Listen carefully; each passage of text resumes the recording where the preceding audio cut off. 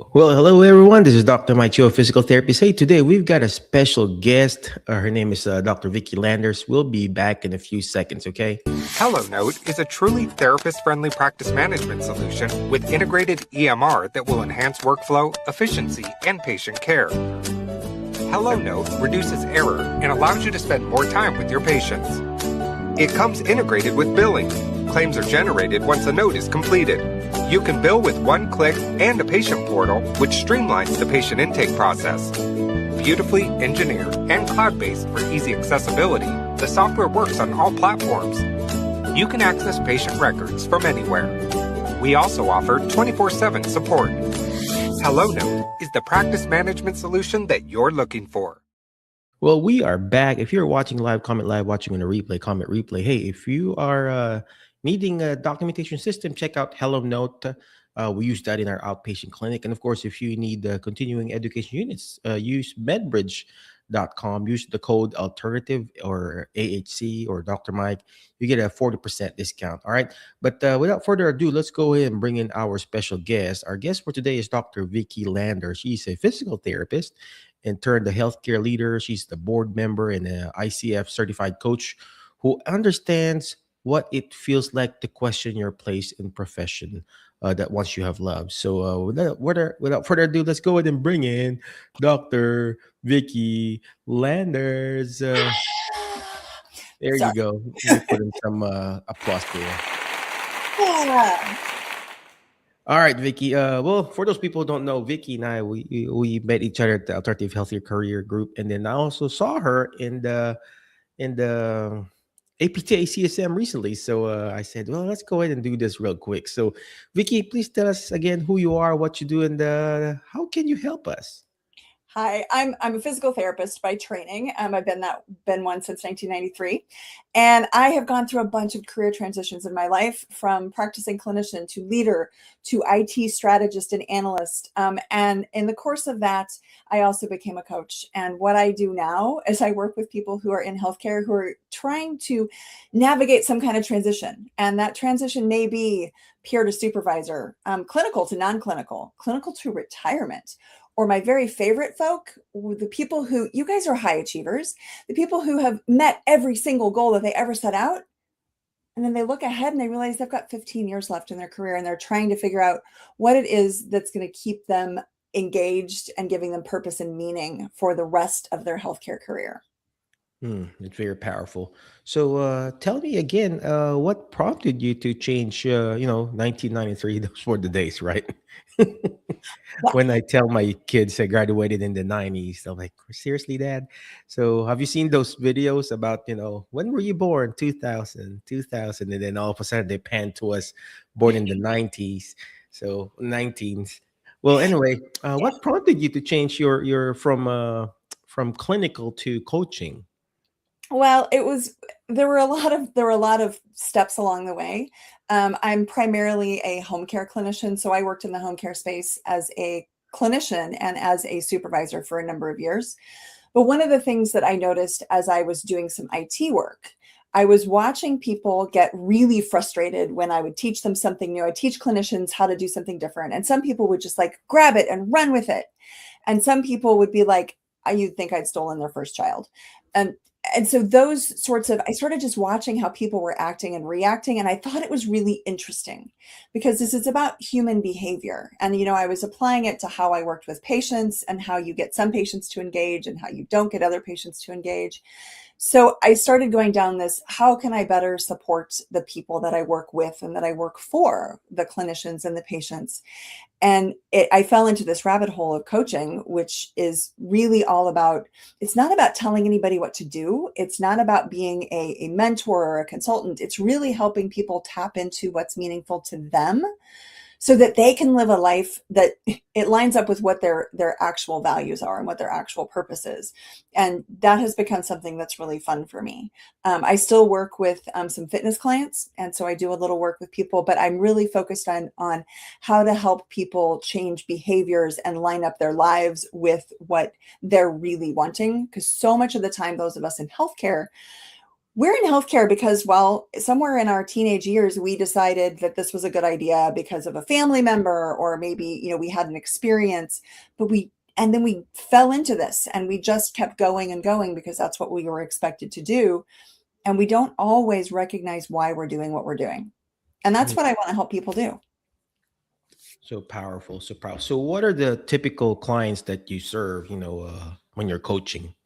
Sometimes it's somebody who's just been, well, they're really aspiring to be a leader. So they've been a clinician for a long time and they're like, I feel like I've got this. I'm not getting the joy I used to. And so I want to support the people that I work with.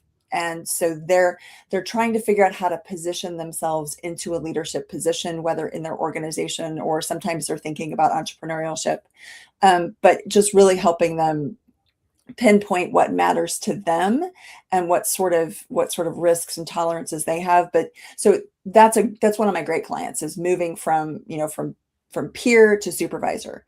And then it's also that person who has been working in a same facility or system for 20 years, and they're just getting frustrated with the same old of the system. They still like being a clinician, but they're wondering what else might be out there. And I've had people come to me, they're like, I have to get a remote job. I have to. And we stop. And I'm like, now wait, why do you believe you have to get a remote job? And we dug into it and discovered that she didn't need a remote job. She needed a job where she worked with a smaller team. And it just needed to be a difference of her day-to-day interactions. She wanted to stay a clinician. She just didn't want to be a clinician in the current system she was in because that had gotten old. And there's That's so true. People think that the remote job is like the ultimate escape. No, actually, it's much harder to work in a remote. First, it's much harder to get hired in a remote job. Second, it's much harder to do it because there's so much productivity that I have remote workers that works for me, and I pressure them more than the actual therapist that I have here in our clinic, because it's harder. Well, anyway, and also like what you said about maybe just changing your current setting. All right. If you've been working for that facility for 10, 5 years, 10 years, even 20 years, sometimes all you need to do is change your setting, change your environment. We as therapists, we're so, we love loyalty, right? We were loyal to one hospital, one nursing home, one clinic, or whatever. I'm not saying to all my therapists who are watching to quit and transfer, right? I need you all guys working for me. But, sometimes if you are really burned out, it shows how you treat your patient. It shows how you treat the family members of your patient. And it's just frustrating. And sometimes all you need to do is change that environment and you'll realize how blessed you are. Volunteering, if you're watching right now, if you are burned out and you hate your patients, there are therapists like that. They literally die going to work and they hate their job. Please quit and change your setting and you're doing a disservice if you are burned out.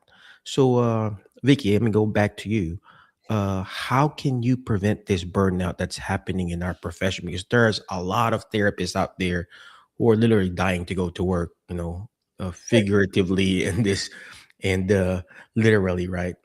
And it makes me so sad when you say, dying to go to work and people who hate their patients. But it makes sense. We're in an industry right now where we've got pressures from all sides. We've got insurance regulations. We've got productivity standards. We've got flattening of the income curve. We've got high debt from schools.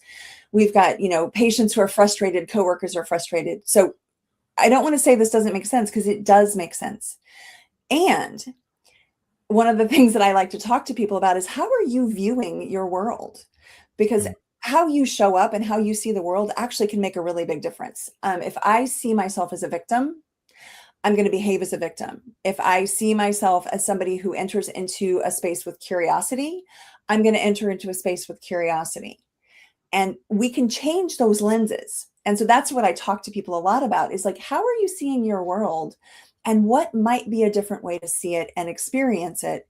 Because when we change, I have this thing that I say, that the lens that you wear creates the attitude that you bring. Your attitude results in your behaviors, their influence, and that influence results in the culture of the organization where you work. So sometimes changing the place you work just starts by changing the lens you wear. Or sometimes if you really see everybody else's lenses and they're all wearing this victim lens and you're like, I don't want to tap into that anymore. Looking for an organization that fits your values and your culture and what you want to experience sometimes can make all the difference in the world. That is so powerful. That is so powerful. Being, I hate to say this, but there are a lot of therapists out there who are in this victim mentality mode. Our profession is created under a victory mentality, wherein we were created to be victors, not victims, right? And I like what you said about changing lenses. Mm-hmm. It's all about perspective, ladies and gentlemen. Last night or 2 nights ago, I was watching. I'm an immigrant. I just got my citizenship. So in my head, Congrats. yeah, thank you, Vicky. In my head, I'm like, why are these immigrants coming here stealing our jobs? No, just kidding. Why are these immigrants coming here and why don't they do it the right way? Just between you and me, Vicky, and people who are watching, I spent thousands, probably around 80K just to be here legally. Legally, right?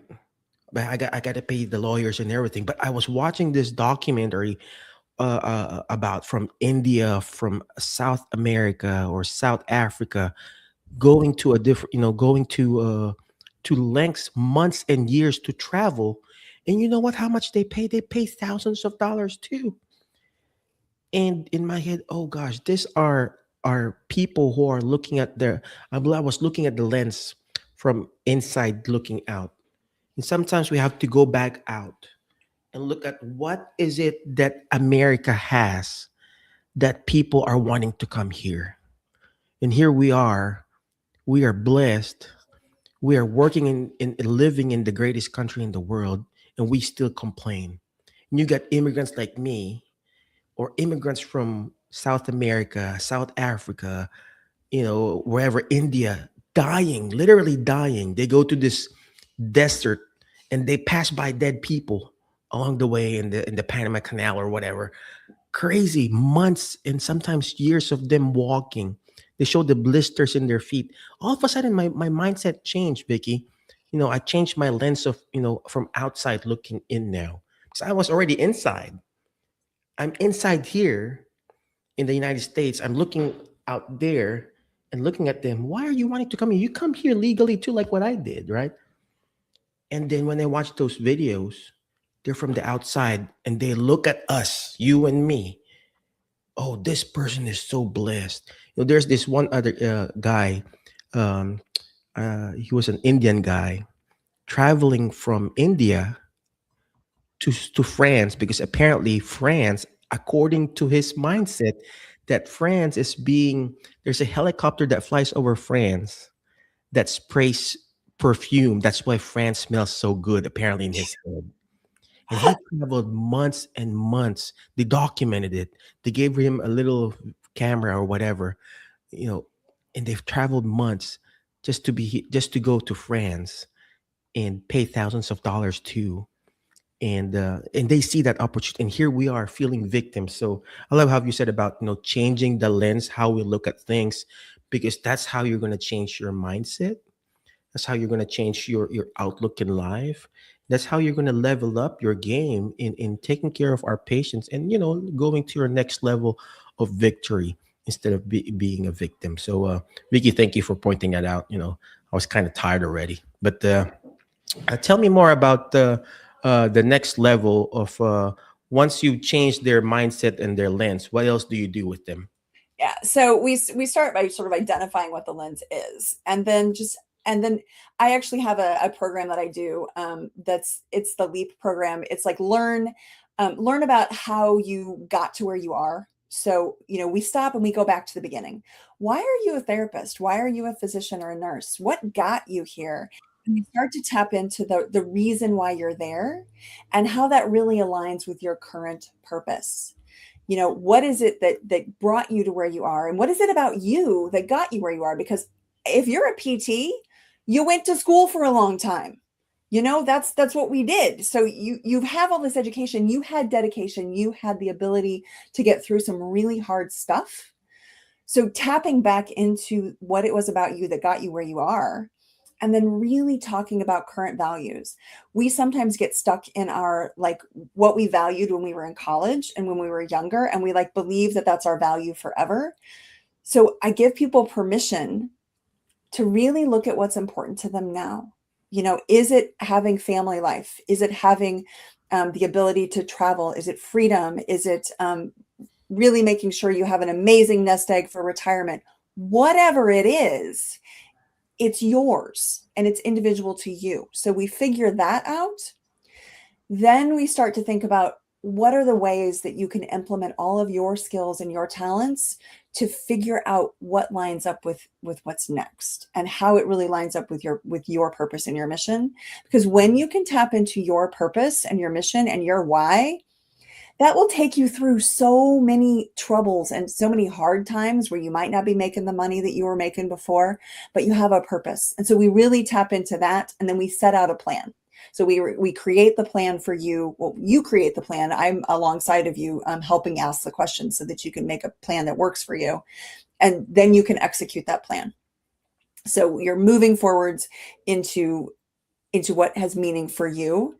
And you feel confident and capable of doing it because you're not stuck in the not understanding why you need to make a change. But the thing I really like to tell people is there's nothing wrong with feeling bad, and there's nothing wrong with wanting to make a change. What's bad is if you don't act on what your brain and your body is telling you needs to change. That's so true. That's so true. I like what you said about what got you here, what got you there in your current situation. Go back to your roots. Just like when we're writing goals, right, Vicky? We have the previous level of function, we got the current level of function, and we got the goals too. And same thing if you're trying to advance your career, go into your next level, figure out what were you before, where are you now, and where do you want to go to. Yeah. And we just forget that we're so focused on the current, the now, and we forget to declare the future. There's power in our words. And whatever we focus on, if you're watching, whatever you're focused on gets magnified. If you're focusing on that, what Vicky said, victim mentality, you're going to feel like a victim all the time. But if you focus on your goals, right, you're declaring, okay, I'm going to find this dream job or the next adventure, you'll be fine. There's power in the words. Words are vibration, and it releases certain power in the universe. That's why there's called prayer. You're releasing that prayer to God and letting him know that, hey, your promises are supposed to be given to me, and I need to claim that. And you have to claim that yourself. So thank you for that, Vicky. Vicky, what else do you do? Could you please share us more? So I am also a speaker. I actually do presentations for organizations. I'm a professional speaker, and I work with mostly healthcare organizations and help the people within those organizations see the lens that they're wearing and understand that attitude results in the culture of their organization, and that they each individually, whether they are the CEO or they're the frontline clinician, everybody within an organization has the capacity to create the culture of the organization. So I help people see how that all works together, because what I think is so cool is that the evidence shows that when we're talking about healthcare, the patient's perception of the provider and everybody within the organization's attitude, it actually impacts patient outcomes. This has been shown to be true for hospital settings, outpatient settings. And so I help people sort of recognize on a bigger scale that the shifts that we make to our attitudes not only help how we feel about ourselves, but also make an impact in patients. And you get to do an in-service to my staff, right? I would love to. I would totally. It's very important. It's funny you mentioned that, because the culture that you create for your team is very important, ladies and gentlemen. Here, I'm not bragging, but patient just follows me around. If I'm on the other clinic, and they know I'm going to this other clinic. We got several locations, Vicky. We got 12 other locations. If I go to the other clinic, they would follow me here where I'm at. And I don't normally come here. Just really depending on who I need to help out, what clinic I need to help out. I got clinicians who are like that. perfect example is one of our PTA. Caitlin is her name. It's her birthday today. Shout out to Caitlin. Happy birthday. Birthday. Anyway, I pulled her out. First, she was doing home visits for me. Then I pulled her out from home visits. I put her on assisted living. And those assisted living patients followed her when we opened at our first location. And guess what? I pulled her out on that first location and put her in another clinic. And all those patients from that first clinic followed her there because that is, the culture. That is you have to be putting up, the energy, the power, the aura that you're showing to your patient they need to see, you're not all high and mighty because you got the doctorate degree. We're talking about my PTA who has an associate degree, and they follow her around. And that's the leadership that you need to create, ladies and gentlemen. If you're watching live or watching on a replay, that's the leadership that you need to create. And how do you do it? You do it by following a leader like Vicki. Vicki, where can they find you? Where can they reach you? Do you have a website or an email list that you guys do? I do. So you can find me. All of my coaching information is at inprogresscoaching.com. All of my speaking information is at vickylanders.com. My email is vicky@vickylanders.com. And I love to just talk to people and meet people. And if you're just curious about what I can do as a coach for you, I do free discovery calls to just see if it's something that would work. Because I know that I can be helpful, but people need to experience that and know what coaching is all about. I did want to make one more comment, which is leadership is not a role. It is not a position. It is not a title. Leadership is behavior. So true. That is so powerful there. You can be a leader, whether you are, whether you're a tech, you're an assistant, or a PT. It's not about the position. It's about your behavior. That's so true. That's so true. Again, thank you very much, Vicki. Any last parting wisdom for our team out there who wants to be a leader like you? Well, I would say listen to your intuition, listen to your gut, give yourself permission to start exploring things that might be able to be different so that you no longer have to feel like a victim, but you can show up as a leader and as somebody who influences those around you in a positive way. Well, again, thank you very much, Vicki. Appreciate you. But before I let you go, always remember the word FAST, F-A-S-T, letter F. Find people that will bring out the best in you because you are the average of the 5 people you hang out with. Today, I hang out with Vicki. I feel like I want to be a leader too, right? Next letter is letter A, take action. All this stuff that we're doing is not going to do me good. It's not even going to do Vicki good if you don't take action. Take action. Go to her website or email her. Her email is vicky@vickylanders.com. You'll take action. Just do a discovery visit with her. Next letter is letter S, is share and subscribe. The more shares, the better. I believe she has a Facebook page.